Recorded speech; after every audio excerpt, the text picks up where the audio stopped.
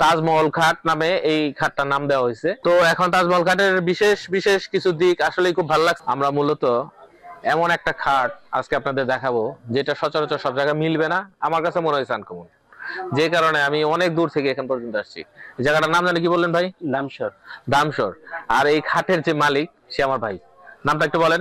সুজন সূত্রধর। সুজন সূত্রধর ভাইয়ের মূলত এটা হলো একটা মেলার ভিতরে, তো মেলায় এই খাটটা নিয়ে আসছে উনি, সেই খাটটার একটা রিভিউ দেওয়ার জন্য আসছে।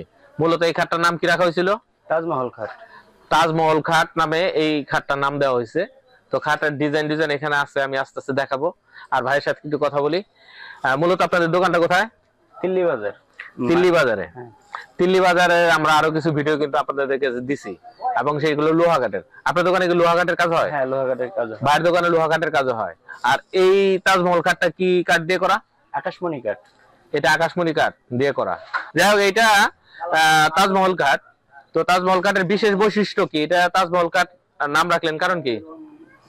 এখানে তাজমহলের মতো দুইটা মহল দেওয়া আছে, একটা সামনে একটা, মানে আপনি তাজমহলের সাথে মিল রাখা মহলের মতো ডিজাইন করে খাটের নাম দিয়েছেন তাজমহল খাট।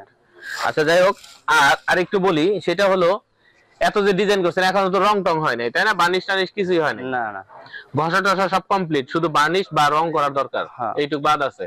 তো এইটুক না করার পিছনে কোনো কারণ আছে কি? মানে যে কিনবে সে কাঠ দেখে কিনবে, কাঠে কোনো কল আছে কিনা।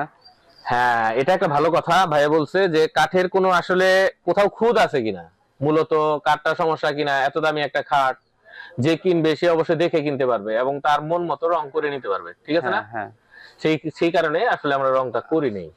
তো এই খাটটার তো একটা রেট মোটামুটি আনুমানিক দেওয়া যায়, তাই না? রেট একটা ধরছেন না মোটামুটি কত টাকার ভিতরে এটা সেল হতে পারে? আপনার আস্কিং প্রাইস 1,80,000 টাকা। 1,80,000 টাকা চাচ্ছেন? হ্যাঁ। এই খাটটা যদি কেউ নিতে চান, সেই ক্ষেত্রে আমরা দোকানের ঠিকানা দিয়ে দিব, প্রয়োজনে সে যেভাবে চায় আমরা বানিয়ে দিতে পারবো, ঠিক আছে না? তো এখন তাজমহল কাঠের বিশেষ বিশেষ কিছু দিক আসলে খুব ভালো লাগছে। যেমন এখানে কিছু কারুকাজ দেওয়া আছে, আসলে মহলের কারুকাজের সাথে মিল রেখে জিনিসটা করা হয়েছে। উপরেও খুব ফাইন একটা রাজকীয় ভাব আছে। একটু ভালো বেটার জিনিস খুঁজতেছেন তাদের জন্য হতে পারে একটা ভালো মানের খাট, এবং রং করার পরে এটা আরো অনেক সুন্দর লাগবে, সেটা বোঝা যাচ্ছে। তো যাই হোক, এখন কথা হলো, এই খাটটা যদি 1,80,000 টাকা চাচ্ছেন, সেই ক্ষেত্রে কম বেশি করে বিক্রি করার সুযোগ আছে তো, তাই না? যদি আমাদের চ্যানেল দেখে কেউ এটা নিতে চায়, সেই ক্ষেত্রে কথাবার্তা বললে দেওয়া যাবে? হ্যাঁ, কিছু কম করে। আমাদের চ্যানেল থেকে যদি কেউ এই খাটটা নিতে চান, সেই ক্ষেত্রে কম বেশি করে বা ডিজাইন চেঞ্জ করেও দেওয়া যাবে, কোনো সমস্যা নাই, নিতে পারবেন। এখানে বেশ কয়েকটা খাটের দোকান আছে কিন্তু, তাই না? দেখলাম বেশ কিছু আছে। তো এই ফার্নিচার নেওয়ার জন্য যদি কেউ প্রয়োজন মনে করে আসতে পারবে। বা এছাড়া অন্য কোনো ডিজাইনের খাটও চান, সেই ক্ষেত্রে দিল্লি বাজারের ভাইয়ের দোকানের নাম যেন কি? সূত্রধর ফার্নিচার। সূত্রধর ফার্নিচার। মোবাইল নম্বর দেওয়া থাকবে, ঠিকানা দেওয়া থাকবে, ভালো লাগলে ওখান থেকে আপনারা কথা বলে নিতে পারবেন। আচ্ছা, এই পর্যন্তই। ভালো থাকবেন। কুতুবউদ্দিন খান, মানিকগঞ্জ থেকে। আসসালামু আলাইকুম ওয়া রাহমাতুল্লাহ।